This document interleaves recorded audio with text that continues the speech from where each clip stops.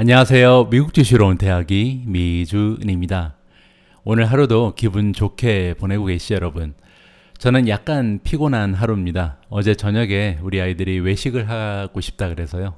같이 나가서 저녁을 먹었는데 저녁 먹으면서 이제 맥주를 한두 잔 했거든요. 그러더니 오늘 하루 종일 피곤함에 시달리고 있습니다. 그래도 이렇게 방송 찍을 때만은요, 정신 바짝 차리고 양질의 컨텐츠 보내드릴 수 있도록 최선을 다하도록 하겠습니다. 자, 그러면 피곤한 오후 6월 2일 오미주 읽어주는 남자 바로 시작합니다.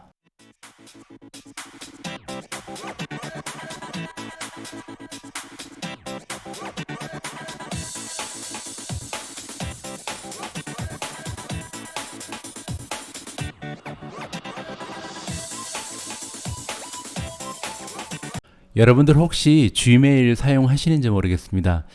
저는 Gmail 그리고 핫메일 둘 다 사용하는데요. 이틀 전인가 Gmail을 봤더니 갑자기 저장 공간이 얼마 남지 않았습니다라는 메시지가 뜨더라고요. 바로 얼마 전만 해도 제가 저장 공간이 뭐 90% 이상 남아 있었거든요. 상당히 여유가 있었는데 갑자기 이런 메시지가 떠서 무슨 일인가 했었습니다. 그러다가 제가 그 기사를 하나 발견했는데요. Google Photos free storage comes to an end and there are hardly any good alternatives. 구글에 공짜로 주어지던 그 포토 스토리지 저장 공간이 이제 끝이 났다. 그리고 구글 포토를 대신할 만한 대안은 지금 없는 상황이다. 이렇게 기사가 떴습니다. 자세한 내용을 좀 읽어보니까요. 구글 포토 프리 스토리지라는 서비스가 이제 끝났고요. 6년 동안 무료로 제공이 됐다고 합니다. 그동안은 사용자가 무료는 물론이고요. 무제한으로 사진을 구글의 그 클라우드 서비스에 저장을 해왔던 거죠. 근데 이제부터는요, 6월 1일부로 우리가 저장하는 모든 사진은요, 이제 구글 포토의 저장 공간을 드디어 이제 차지한다고 합니다. 그래서 만약에 컴프레스를 했던, 그러니까 압축을 했건 아니면은 오리지널 퀄리티를 유지하건 간에 저장 공간을 차지하게 됐다. 그래서 이제 유료 서비스로 바뀌게 됐다는 거죠. 10억 명을 넘는 사람들이 지금 백업을 하고 있다. 사진을 저장하고 있다는 거죠. 그리고 사진의 수는요, 280억 개의 사진이 매주 저장이 되고 있다고 합니다. 정말 대단한 숫자죠. 280억 개의 사진이 뭐 1년도 아니고 한 달도 아니고 매주 저장이 되고 있다고 하니까요. 그래서 만약에 평균으로 환산을 해보면 구글을 이용하는 한 사람당 지금 매일 4개의 사진을 저장하는 셈이라고 합니다. 뭐 매일 4개라 그러면 그렇게 많은 숫자가 아닌 것처럼 들리는데 사실 매년으로 따지면 이게 1.5조 정도 되는 엄청난 숫자가 된다고 하네요. 그런데 이제 문제는요, 구글 포토가 이제 유료화되면서 뭐 대안으로 쓸만한 것이 없다고 합니다. 사실 사용자들이 구글을 자주 이용하는 이유는 반드시 뭐 무료였고 그 다음에 무제한으로 사진을 저장할 수 있었기 때문만은 아니라고 얘기를 하는 거죠. 거기엔 좀 다른 이유들이 있었는데요. 예를 들어서 그룹핑을 할 수 있다든지 아니면은 사진들을 가지고 카테고리별로 나눌 수 있다고 합니다. 그리고 이제 이 일을 다 인공지능이 해주잖아요. 뭐 예를 들어서 자동적으로 우리의 사진을 이렇게 얼굴을 인식하면서 나누어 줍니다. 그래서 뭐 이렇게 사람의 얼굴에 따라서 이렇게 앨범을 따로 나누어 주거든요. 굉장한 거죠, 사실. 그리고 이제 그것이 굉장히 정확하다 이렇게 얘기를 해주고 있습니다.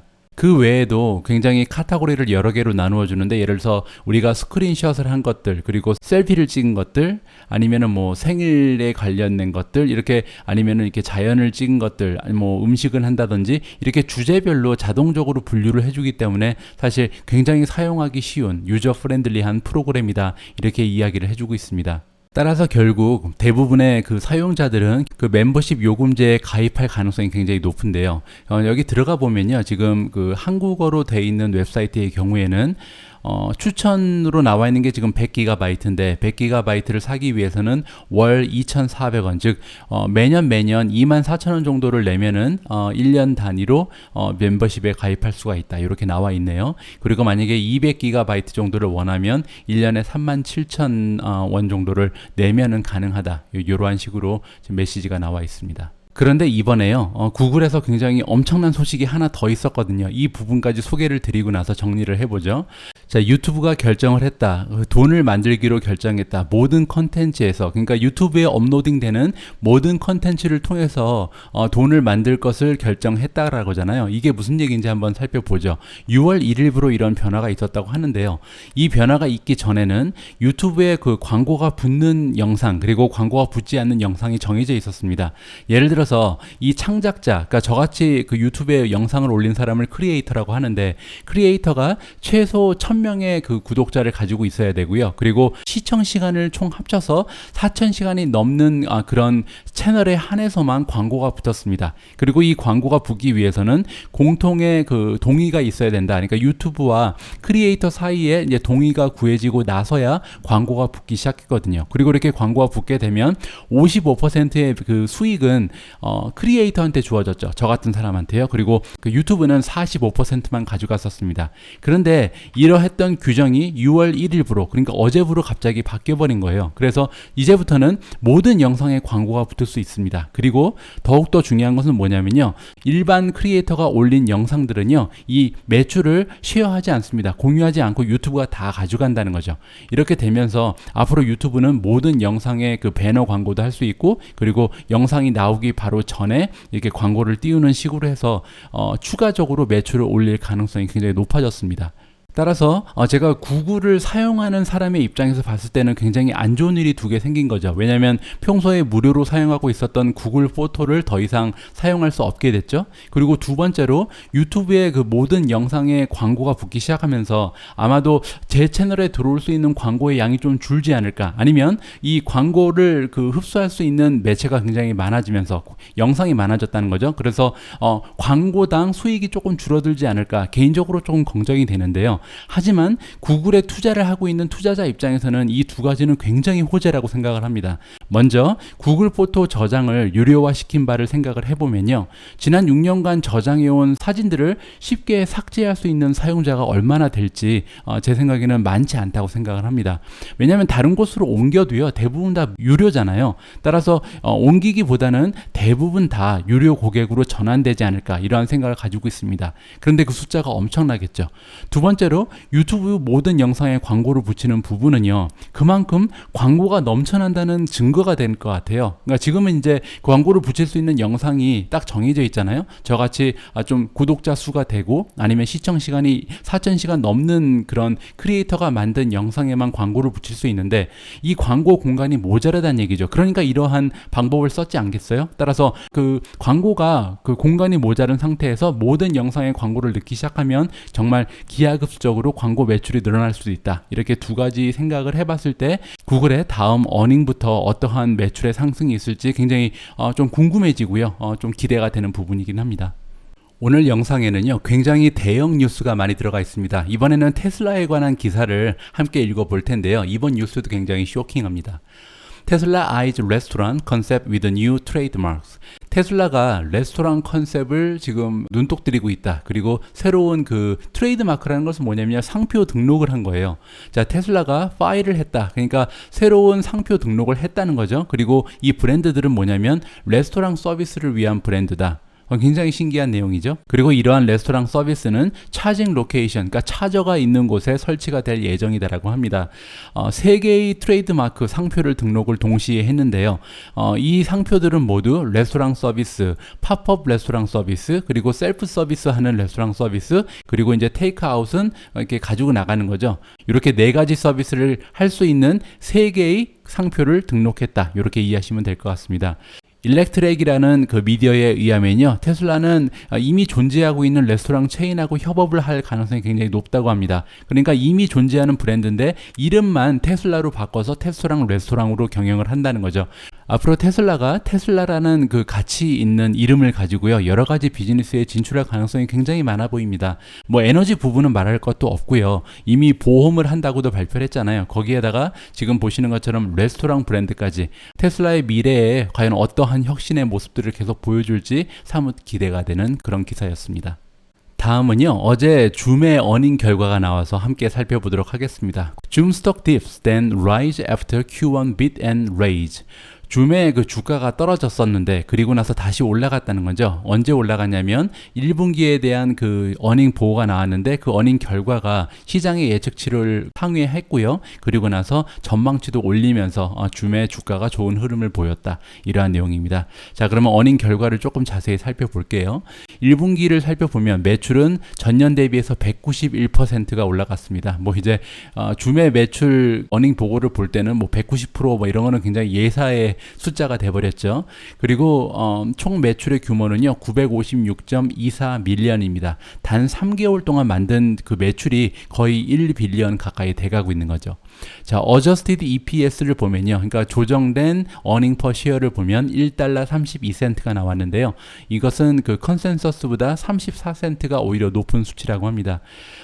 그리고 이제 커스터머 중에서 10명 이상의 직원들을 가진 커스터머, 즉 우리 같은 그 개인 그 소비자들이 아니고요. 기업 고객을 얘기하는 거죠. 제가 예전에 줌 기업에 대해서 상세한 그 분석 내용을 보내드릴 때 우리가 B2C, 즉 그 비즈니스 투 컨슈머의 관점으로 줌을 바라보면 안 된다. 줌이라는 기업은 B2B 기업이다. 다른 기업들을 상대로 하는 기업 비즈니스로 이해를 해야 줌의 가치가 잘 보인다라고 말씀을 드렸었는데요. 그런 의미에서 과연 10명 이상의 직원을 가진 고객사가 얼마나 늘어가고 있느냐 굉장히 중요한 부분입니다. 보시면요. 전망치는 48만 5,280 회사였는데 이번에 결과를 보니까 49만 7천 곳으로 굉장히 많이 늘어났습니다. 작년에 비해서는 지금 87%가 늘어난 그런 성장세를 보여주고 있고요. 자, 다음에는 캐시 프롬 오퍼레이션입니다. 캐시 프롬 오퍼레이션이 533.3 밀리언, 그리고 FCF는 프리 캐시 플로우죠. 프리 캐시 플로우는 454.2 밀리언.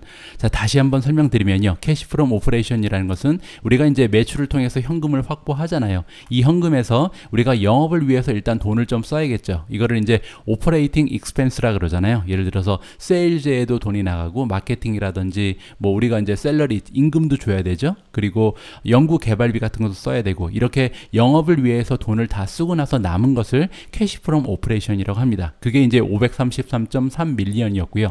여기에서 돈을 또 쓸 게 남았어요. 이게 뭐냐면 단기적으로 영업을 위한 비용이 아니고요. 장기적으로 봤을 때 뭐 설비 투자를 한다든지 아니면은 프로젝트, 대형 프로젝트를 위해서 그러니까 미래 비즈니스를 위해서 투자를 할 경우가 있잖아요. 이런 것을 우리가 카펙스라고 부르거든요. 이 카펙스까지 투자를 하고 나서 그리고 나서 정말 남아있는 현금을 우리가 잉여 현금 흐름이라고 부르는 FCF입니다. 그게 바로 454.2 밀리언이 남았다는 거죠. 엄청난 금액이 계속해서 남아 돈다는 겁니다.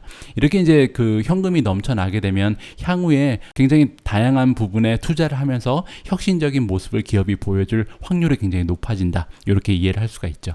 자, 2분기에 대한 전망치도 나와 있는데요. 줌이 예상하고 있는 매출의 규모는 985에서 990 밀리언 정도가 됩니다. 이제 거의 한 분기에 1 빌리언을 만들어내는 기업으로 성장을 하고 있죠. 자, 마켓의 전문가들이 예상하고 있던 예측치는 941이었으니까 이것보다 굉장히 상향 조정된 수치죠. Adjusted EPS 같은 경우는 1.14에서 1.15 정도를 자체적으로 지금 예측을 하고 있는데요. 전문가들의 예상치는 1달러가 되지 않는 94센트였습니다. 자, 그리고 이번에는 이제 1년 통틀어서 2021년 풀 이어를 보면요. 매출은 3.98에서 3.99 거의 이제 4빌리언을 눈앞에 두고 있죠. 그 전에 자체적으로 내놓았던 예상치는 3.76에서 3.78이었는데 굉장히 많이 상향 조정된 거죠. 그리고 전문가들의 컨센서스 역시 3.82니까 이 수치보다도 굉장히 많이 상향 조정된 전망치를 이번에 보여줬다. EPS 어저스티드는요 4.56에서 4.61이고요. 그 저번 분기에서 보여줬던 발표했던 예측치보다 굉장히 많이 늘어났다. 컨센서스 역시 3.77이었으니까 EPS 같은 경우는 마켓 전문가들의 예상치를 정말 많이 벗어나서 상향 조정됐다. 이렇게 좋은 결과를 발표해 주면서 어제 시장이 마감된 이후에 주가가 계속해서 올라가는 모습을 보여주고 있습니다. 줌의 흐름이 굉장히 좋죠. 요즘에 좀 관심을 가지고 지켜볼 만한 종목인 것 같아요. 자, 오늘 영상 앞부분에서 제가 잠깐 언급드린 것처럼 오늘 기사에는 굉장히 대형 뉴스가 많이 떴습니다. 지금 같이 읽을 코인베이스의 뉴스도 굉장히 중요한 소식이라고 제가 생각을 하고요. 함께 살펴보시죠. 코인베이스 카드 can be used with Apple Pay, Google Pay. 코인베이스의 카드를 앞으로는 애플페이에서도 사용할 수 있고 구글페이에서도 사용할 수 있다. 이러한 제목의 기사가 떴습니다. 자, 여기서 코인베이스 카드에 대해서 익숙하지 않으신 분들을 위해서 잠깐 설명을 드리면요. 코인베이스 카드는 크레딧 카드는 아니고요. 데비트 카드라고 보시면 될 것 같습니다. 한국에서는 체크카드라고 부르는 그런 컨셉이죠. 즉 이제 상점에 가서 신용카드처럼 이제 결제를 하실 수도 있고요. 물론 이제 계좌 안에 돈이 들어가 있어야겠지만, 그리고 이제 ATM에 가서 현금 인출도 가능한 것이 데비트 카드인데요. 이렇게 우리가 상점에서 결제를 한다든지 아니면 ATM에서 현금 인출을 코인베이스 카드를 가지고 할 수 있다. 이렇게 생각하시면 됩니다. 그런데 코인베이스 카드 안에 들어가 있는 것은 사실 가상화폐잖아요. 따라서 코인베이스가 자동적으로 가상화폐를 미국 달러로 환전을 해서요. 그리고 나서 이제 결제라든지 아니면은 인출이 진행이 되는 거죠. 이렇게 코인베이스에 가상화폐를 넣어 놓으면 앞으로 굉장히 손쉽게 이 그 가상화폐를 가지고 매매도 할 수 있고 아니면은 현금 인출도 할 수 있다. 그렇게 생각하시면 되겠습니다. 그게 바로 코인베이스 카드인데요. 이제는 이 코인베이스 카드를 가지고 애플페이에도 이용할 수 있고 구글페이에도 이용할 수 있다. 따라서 앞으로는 가상화폐가 저장 기능만 있는 것이 아니고요. 즉 투자의 수단뿐만이 아니라 정말로 화폐적인 기능을 그 인다이렉트하게 간접적으로 하기 시작했다. 이렇게 우리가 이해할 수 있는 거죠. 더욱이 더 좋은 건 뭐냐면요. 코인베이스 카드를 이용하게 되면 4%의 캐시백, 그 리워드를 준다고 합니다. 즉 코인베이스를 사용해서 뭐 물건을 사게 되면요. 그 금액의 4%는 가상화폐로 다시 돌려받을 수 있다. 이렇게 프로그램을 만들어 놨기 때문에 코인베이스의 카드의 매출도 앞으로 굉장히 관심을 가지고 지켜볼 만하다. 저는 그렇게 생각하고 있습니다. 코인베이스에 대해서 아주 짧은 뉴스 하나를 더 소개해 드릴 텐데요. 무슨 내용이냐면 튜즈데이, 즉 어제부터 코인베이스의 그 프로 멤버십을 가진 사람들은요, 도치코인도 거래가 가능해졌습니다. 저의 개인적인 판단으로는요, 이렇게 거래가 가능한 가상화폐가 하나둘씩 계속 늘어나는 것이 굉장히 중요한 의미가 있다고 봅니다. 특히 도치코인처럼 굉장히 많은 관심을 받고 있고 거래량이 많은 그런 코인 같은 경우에는요, 만약에 추가가 되면 여기서 들어오는 추가적인 수수료가 굉장히 클 거 아니에요. 제가 코인베이스에 투자를 하고 있는 이유는 가상화폐가 끊임없이 올라갈 거라는 믿음보다는요, 올라갔다 내려갔다 올라갔다 내려갔다 이렇게 변동성이 큰 자산이기 때문에 코인베이스를 통해서 거래가 계속해서 지속적으로 이루어질 거고, 그러니까 올라갈 때는 또 확 올라가고요, 떨어질 때는 또 확 떨어지잖아요. 그러면 거래가 계속해서 발생하면서 수수료 동안 계속 지속적으로 발생할 가능성이 높다. 이러한 그 논리를 가지고 제가 코인베이스에 투자를 하고 있거든요. 그런데 이렇게 도치코인이라는 또 하나의 가상화폐가 추가되면 여기서 들어오는 수수료도 굉장히 많을 것이다. 따라서 코인베이스의 매출도 더 향상할 수 있다. 이러한 논리가 성립하게 됩니다. 자, 다음은요, 아주 오래간만에 메르카도 리브레라는 기업에 대한 뉴스가 나와서 함께 읽어보도록 하겠습니다. 메르카도 리브레 on the path to be a one-stop fintech provider. 모간 스탠리. 모간 스탠리가 주장을 하기를요, 메르카도 리브레가 지금 길을 가고 있다. 어느 쪽으로 가고 있냐면 원스톱, 그러니까 한 번에 모든 것이 해결되는 핀테크 기업이 돼가고 있다. 이렇게 기사가 나와 있습니다. 어떠한 내용인지 한번 살펴보시죠. 모간 스탠리가 최근에 그 매니지먼트 팀 경영진과 미팅이 있었나 봅니다. 그래서 모간 스탠리가 메르카도 리브레 경영진을 만나고 나서 조금 더 이렇게 확신이 생겼다. 이러한 내용으로 이해하시면 될 것 같습니다. 모간 스탠리가 보기에는요, 그 메르카도 파고 그리고 메르카도 크레디토가 굉장히 좋아 보인다고 합니다. 메르카도 파고는 핀테크 얘기하는 거고요. 크레디토도 마찬가지로 이 신용 대출을 해주는 그런 비즈니스 모델을 얘기합니다. 메르카도 리브레는 6개의 다른 비즈니스 모델을 각기 다른 브랜드 네임을 이용해서 지금 경영을 하고 있거든요.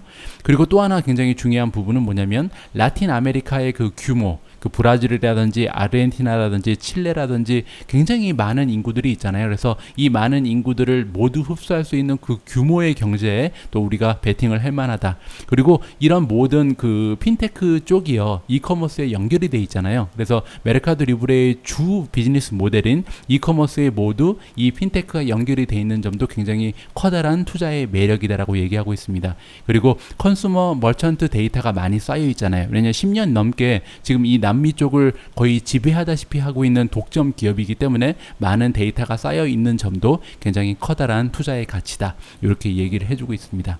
그리고 굉장히 중요한 사항이 하나 나오는데요. 메르카도 리브레가 드디어 그 또 다른 상품을 추가를 하나 봅니다. 그리고 이번에는 보험 그리고 자산 경영이죠. 이 보험과 자산 관리 쪽에도 진출을 한다고 합니다. 따라서 새로운 비즈니스 모델을 통해서 추가적인 매출과 수입이 가능하다라고 우리가 생각을 해볼 수가 있겠죠. 이렇게 되면 기존의 이커머스 핀테크에 머물지 않고요. 이제는 그 보험이라든지 자산 관리까지 모두 통합된 진정한 원스톱 핀테크 솔루션이 되어간다. 이렇게 우리가 이해할 수가 있겠죠. 따라서 남미에 살고 있는 사람들은 이제 메르카도 리브레 하나만 있으면 못하는 게 없을 정도로 편리한 플랫폼으로 진화가 되고 있습니다. 자, 이렇게 좋은 모습을 보이면서 모간 스탠리는 목표 주가를 2260달러로 올려놨습니다. 2260달러면요. 지금 현재 주가가 1368이거든요. 그러니까 현재 주가에 비해서 65%나 상승 여력이 있다는 겁니다. 1년 안에 말이죠. 그리고 이제 메르카도 리브레가 받고 있는 에버리지 월스트리트 프라이스 타겟, 그 월가에서 전문가들이 던져주고 있는 평균적인 목표 주가를 보면요. 1900달러가 조금 넘어가는 그런 형국이네요. 만약에 1902달러까지 올라갈 수 있어도 괜찮습니다. 왜냐면 현재 주가에 비하면 39% 정도의 상승 여력이 있다. 이러한 계산이 나오거든요. 뭐 1년 만에 39%면 굉장히 좋은 투자처죠. 앞으로 메르카도 리브레가 어떠한 모습을 보여줄지 좀 기대를 가지고 지켜봐야 할 것 같습니다. 어제 니오의 주가가 9% 이상 급등을 했거든요. 그래서 니오의 주가가 이렇게 올라가는 이유가 뭔지 좀 궁금해 하실 것 같아서 다음과 같은 기사를 준비해 봤습니다. NIO sold fewer cars in May. Why the stock is higher? NIO는 5월 달에 실적이 좋지 않았다. fewer car라는 것은 더 적은 칼을 판매했다. 5월 실적이 좋지 않았다는 얘기죠. 그럼에도 불구하고 주가는 왜 올라가는 것일까? 이러한 제목의 기사가 떠 있습니다. 튜즈데이 모닝 화요일날 아침에 니오는 발표를 했습니다. 어떻게 발표했냐면 5월 달에 자동차 판매량이 6111대를 팔았다고 보고를 했거든요. 그런데 이 수치는요 4월 달과 비교해 보면 별로 좋은 수치가 아닙니다. 4월 달에는 7102대를 팔았거든요. 따라서 한 5.5% 정도가 감소했습니다. 그럼에도 불구하고 이 수치가 그렇게 나쁜 수치가 아닌 것이요. 2020년 5월과 대비를 해보면 약 95% 정도가 상승한 겁니다. 따라서 지난해에 비해서는 100% 가까이 상승한 수치다. 이렇게 보시면은 그렇게 나쁜 수치가 아니죠. 그리고 더 많은 좋은 소식이 있었기 때문에 주식 가격이 올라갔다라고 얘기를 하고 있습니다. 제가 말씀드린 것처럼 9% 이상 상승을 했고요. 자, 일단 니오가 설명을 했습니다. 왜 이렇게 5월 달에 성적표가 좋지 않았냐를 얘기하는데요. 세미컨덕터 쇼티지, 즉 반도체가 모자라서 어쩔 수가 없었다라고 얘기합니다. 그러면서 이제 덧붙이는 내용이 뭐냐면 6월 달 결과를 좀 지켜봐 달라. 왜냐면 5월 달에 감소한 만큼 6월 달에 초과 달성하겠다. 이렇게 얘기하고 있습니다. 이렇게 자신감을 내비치면서 주가가 올라갈 수 있었던 이유가 됐다. 이렇게 이해할 수도 있겠죠. 자, 그러면서 2분기에 예상 그 판매 수 있잖아요. 이 판매 수를 줄이지 않았다고 합니다. 지금 4월 달 결과는 이미 나와 있죠. 5월 달 결과를 이번에 발표했잖아요. 그런데 5월 달 결과가 예측치보다 상당히 좀 떨어졌어요. 그럼에도 불구하고 2분기에 이들이 아직까지 우리는 21,000대에서 22,000대를 달성할 수 있다라고 얘기하는 거는 그만큼 지금 남아있는 한 달, 6월 달에 굉장히 좋은 성적을 보여줄 자신이 있다. 이렇게 우리가 설명을 해볼 수가 있는 거잖아요. 그렇게 되면 지금 21,000대에서 22,000대를 판매하게 된다면요. 6월 달에 8,200대를 판매를 해야 된다는 그런 계산이 나옵니다. 따라서 만약에 8,200대를 니오에서 판매하게 되면 이것은 먼슬리 레코드다. 지금 니오가 영업을 시작한 이후에 가장 많은 판매를 하는 것이다. 이렇게 이해를 하시면 좋을 것 같습니다. 자, 그리고 좋은 소식이 하나 더 있었는데요. 시티그룹에서 제프 청이라는 사람이요. 바이 레이팅으로 바꿨다고 합니다. 저번에 홀드를 줬었는데요. 원래는 바이 레이팅이었는데 지난 1월 달에 다운그레이드를 했었죠. 그래서 매수 의견에서 보류, 그 홀드로 낮췄다가 다시 이번에 바이 레이팅으로 올려줬다. 이러한 그 좋은 평가를 받게 되면서 또 주가가 탄력 있게 올라갈 수 있는 계기가 됐던 것 같습니다. 자, 지금 보시면요. 니오를 커버하고 있는 모든 애널리스트의 68% 정도가 매수 의견을 주고 있다고 합니다. S&P 500의 바이 레이팅 평균은 55%니까요. 그러니까 S&P 500 평균보다 굉장히 높은 편이죠. 68%면. 따라서 니오는 앞으로 좋은 모습을 보여주지 않을까 개인적으로 좀 기대를 하고 있습니다. 자, 다음 기사는요, 보잉에 관한 기사를 준비해 봤습니다. 저는 개인적으로 투자를 하고 있지는 않지만요, 한국 분들 중에서 보잉에 투자를 하시거나 관심을 가지고 계신 분들이 많이 계신 것 같아서 이 기사를 한번 공유해 봅니다. 코엔은 주식 평가 기관이죠. 그래서 이 투자 기관에서 보잉의 그 매수 의견을 업그레이드 해줬다. 그리고 그 이후로 든 것은 굉장히 빠른 회복을 하고 있다. 향상을 하고 있다. 에어 트래픽이라는 것은 이제 여행을 많이 다니고 있다. 비행기가 많이 다닌다는 얘기죠. 그 경제가 리오프닝 되면서 재개가 되면서 말이죠. 자, 조금만 내려가 볼게요. 보잉의 비즈니스는 굉장히 많이 상처를 입었었다. 팬데믹으로 인해서. 그리고 또 하나의 이유가 있었는데요. 레귤러터리가 있었습니다. 그 규제에 걸렸었죠. 여러분들 기억하시는지 모르겠지만 737 맥스라는 기종 그리고 787 드림 라이너 이렇게 두 가지 기종이요. 안전상의 문제로 뭐 비행이 중지되고 이렇게 안 좋은 규제적 영향이 있었습니다. 그래서 이제 상처를 많이 받은 주식이 보잉이었고요. 그런데 2020년 2월 달에 비하면 아직까지도 주가가 완전히 회복되지 않았다. 그동안 이제 보잉의 주가는 많이 올라왔죠. 최근 한 6개월 동안. 그럼에도 불구하고 예전 주가랑은 아직 멀었다라고 얘기해 주고 있습니다. 투자의 기회가 남아있다는 거죠.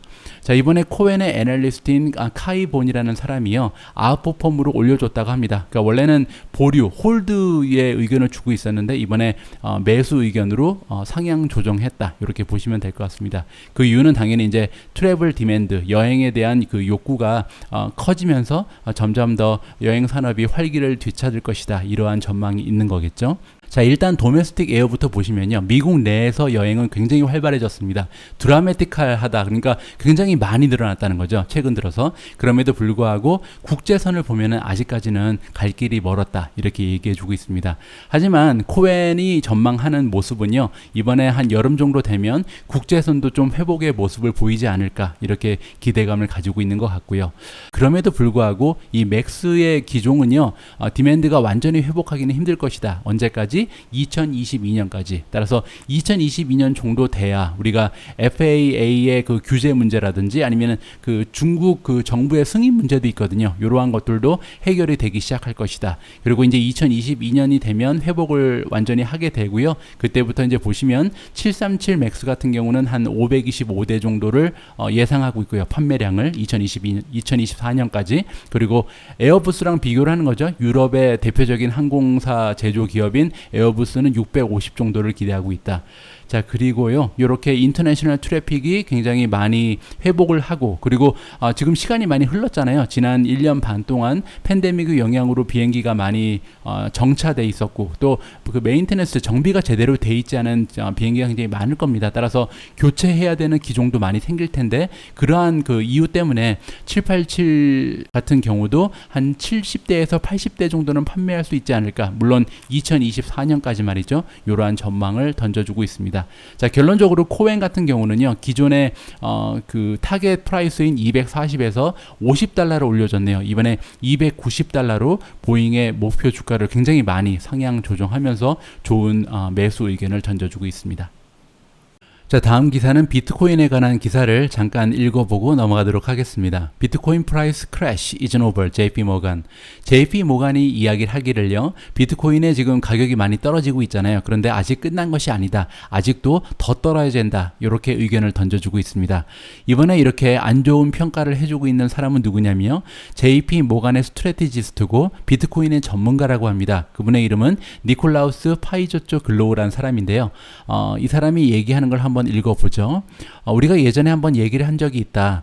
비트코인이 만약에 6만 달러의 그 저지선, 저항선을 뚫고 나가지 못하면, 실패한다면 굉장히 그 메카니컬리하게, 그러니까 그 테크니컬한 분석을 해보면 안 좋아질 수밖에 없다라고 이미 이야기를 했다고 합니다. 그러니까 이미 워닝을 한 거죠. 그 이유는 뭐냐면 포지션을 버리고 떠나는 사람이 많아질 것이라고 생각을 했기 때문이다.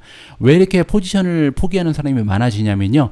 예를 들어서 코모디티에 투자하는 사람들, 그리고 또 하나는 이제 모멘텀에 투자하는 사람이 있잖아요. 상승하는 주식을 따라가면서 이렇게 포모를 하는 사람들, 이런 사람들이 비트코인에서 빠져나가면서 좋지 않은 모습을 당분간 보일 가능성이 높다. 이렇게 그때 이야기를 해줬다고 합니다. 이 니콜라우스라는 사람의 의견에 따르면요. 앞으로도 한 26,000달러 정도까지는 떨어질 가능성이 높다고 합니다. 자, 여러분들 잘 알고 계신 것처럼 비트코인이 5월 달에 굉장히 힘든 한 달을 보냈습니다. 먼저 그 출발점이 됐던 것은 일론 머스크였죠. 그 테슬라의 CEO인 일론 머스크가 이제 가상화폐 비트코인에 대해서 부정적인 트위터를 날리면서 좀 촉발이 됐다 이렇게 생각하실 수도 있고요. 그리고 나서 이제 미국 쪽 그리고 중국 쪽에서 정부의 규제가 강화되는 모습을 보였죠. 이러면서 비트코인 가격이 5월 달 한 달만 37%가 떨어졌습니다. 굉장히 많이 하락을 했죠. 그리고 4월 중에 지금 64,800달러까지 올라간 적이 있는데요. 이 가격에 비하면 지금 43% 정도 하락해 있는 상태다. 이렇게 이해를 하실 수가 있습니다. 이번에 그 니콜라우스 파이저조 글로우가 예상하는 그 적정 주가, 페어 밸류라는 것은 이제 적정 밸류라고 보면 되죠. 정정 가치는 24,000에서 36,000 정도를 적정 가치로 평가하고 있습니다. 이렇게 낮은 전망치를 주는 이유를 설명을 해주고 있는데요. 이번에 모멘텀이 떨어지면서 많은 하락을 보이면서 기관들이 좀 망설이게 됐다는 겁니다. 원래 이제 비트코인에 투자를 해야 된다는 가장 강력한 논리적인 근거가 뭐였냐면 기관에서 많이 투자를 하기 시작할 것이다. 이제 테슬라가 들어가면서 뭐 애플이 들어온다는 얘기도 있었잖아요. 그러면서 많은 기업들이 비트코인에 투자를 시작하게 되면 그 비트코인의 가격이 굉장히 빨리 올라갈 수밖에 없다라는 이론적 그런 설명이 있었는데요. 그렇게 될 때 조금 시간이 걸릴 수밖에 없다는 거죠. 왜냐면 이번에 비트코인 가격이 확 떨어지는 걸 봤잖아요, 기관들이. 따라서 이러한 변동성 때문에 조금 주저하게 될 것이다. 그렇게 되면 기관에서 좀 주춤주춤하면서 개인 투자자들도 그 확신을 좀 잃어버릴 가능성이 있다는 거죠. 따라서 이렇게 변동성이 올라가게 되면요, 금에 비해서 그 기관 입장에서는 조금 투자의 가치가 떨어져 보일 수도 있다. 우리가 흔히 디지털 골드라고 얘기하잖아요. 그런데 트래디셔널 골드랑 이 디지털 골드인 가상화폐가 경쟁을 하기 위해서는 일단 변동성이 좀 줄어들어야 된다. 이러한 이야기를 이 니콜라우스가 해주고 있습니다. 오늘 우리가 함께 공부할 마지막 종목은요, 소파이입니다. 소파이가 드디어 어제 주식시장에서 상장을 했습니다. 지금까지는 IPO이라는 스펙 주식을 통해서만 투자가 가능했었는데요. 드디어 어제 시장부터는 SOFI라는 소파이라는 이름을 걸고 드디어 투자가 가능해졌다. 이렇게 이해하시면 될 것 같습니다. 소파이 같은 경우는 저도 투자를 하고 있고요. 여러분들 중에서도 관심이 많으신 분들이 많을 것 같아요. 그래서 영상으로 따로 준비를 해봤는데요. 일단 어제 12%가 넘는 좋은 상승을 보여주면서 첫날 데뷔를 굉장히 멋지게 장식했습니다. 그리고 이제 같이 보실 영상은요, 소파이 CEO죠, 그 안소니 노토라는 분의 인터뷰 영상을 준비했는데요. 이 영상 시청하시면 소파이가 가지고 있는 비즈니스 모델, 그리고 그들이 가지고 있는 투자의 매력이 단 한 번에 정리가 될 수 있는 굉장히 깔끔한 영상입니다. 이 영상 보시면서 소파이에 투자하고 계신 분들, 관심이 있으신 분들은 소파이에 대해서 어느 정도 좀 정리가 되지 않을까 나름대로 생각을 해봅니다. 자, 오늘 제가 준비한 영상은 여기까지입니다. 오늘도 끝까지 함께 해주신 모든 분들께 감사의 말씀드리고요. 오늘 저녁에는 맥주 마시지 않고요. 내일은 조금 더 좋은 컨디션으로 깔끔한 방송 보내드릴 수 있도록 하겠습니다. 우리 모두가 미국 주식 투자로 은퇴하는 그날까지 다 함께 화이팅입니다. 행복한 하루 되세요. 감사합니다. SoFi begins trading this morning after its SPAC merger earlier this year, backed by Chamath Palihapitiya. Company's valued at nearly $9 billion. Also worth noting, SoFi is a 6-time CNBC Disruptor 50 company and the 7th to make its market debut via SPAC. Joining us this morning is SoFi CEO Anthony Noto at the NASDAQ, I'm pretty sure. Anthony, congratulations. Thank you, Carl. Thanks for having me as well. You know, we've been tracking you and your journey at SoFi really since I think probably around your first day. And I wonder, for how long have you envisioned a SPAC merger as a possibility? Because certainly when you started with the company, it was just not the phenomenon that it is today. Yeah, the journey that we embarked on in February 2018 wasn't so much about becoming a public company as it was about building a complete suite of products on a mobile application to help us meet our members' needs at every point in their life and be there for every one of the major financial decisions they'd make and everything in between. We knew at some point we would have to think about going public, but we wanted to make sure we solidified not only that strategy, but actual results tied to that strategy, which we have. And it was at that point that we then decided to go public. And it was really just a question of what was the right vehicle? Do you do a direct listing? Do you do a regular way IPO? Do you do a SPAC merger IPO? And we obviously chose the path of doing a private investment plus a PIPE and a SPAC all combined in one. And we're really happy with the choice that we've made and the outcome we see here today. Yeah, we see the shares up. It's going to be a nice open, it looks like, here on the first day, Anthony. I wonder, when you think about the tailwinds that you've been able to ride over the past 3 years or so, which have been the most impactful, and then what with this current round is going to allow you to do in the year or two ahead? Yeah, I would make a couple of points, Carl. First, because we are a broad-based suite of financial products all available on your mobile phone, from mortgages to refinancing student loans to personal loans, but also investing in single stocks. As you know, we pioneered fractional shares. We also offer cryptocurrency. We have 20 different cryptocurrencies available on the platform, and also robo-investing, in addition to being able to get 2-day early paycheck into your SoFi Money account, and most recently, credit cards. And because we have that broad suite of products, we benefit in different cycles in different products. So when rates were going up, as they were in 2018 going into 2019, we saw our personal loans really benefit. And when rates came down, we saw our student loan refinancing benefit, mortgage benefiting, and invest benefit. And so we kind of play on different parts of our portfolio during different outcomes. But the biggest trend that we've ridden over the last 3 years is just a secular acceleration from physical financial services to digital financial services.